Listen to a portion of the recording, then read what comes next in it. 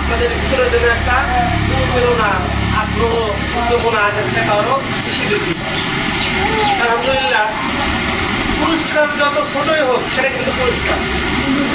লাখ টাকা দিয়েও পুরস্কার কেনা যায় না, পুরস্কার নিতে হয় নিজের যোগ্যতা দিয়ে।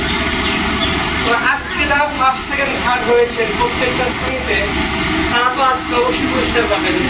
আর যারা হন নাই তাদের টার্গেট থাকবে আগামী পরীক্ষায় এই পুরস্কার আমি নেব। আর যারা হয়েছেন তাদের টার্গেট থাকবে এই পুরস্কার আমিই নেব, আর কেউ যেন না নেব। বুঝেছেন?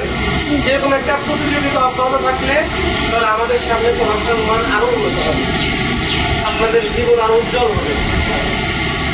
আশা করি সকলের কথাগুলো বুঝতে পেরেছেন। এখন আমাদের পুরস্কার কার্যক্রম বা পুরস্কার বিতরণ অনুষ্ঠান শুরু হবে।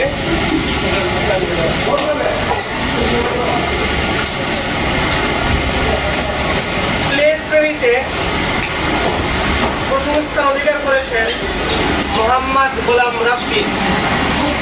গোলাম রাব্বি, আপনার গুজরাট হাত থেকে পুরস্কার করবেন।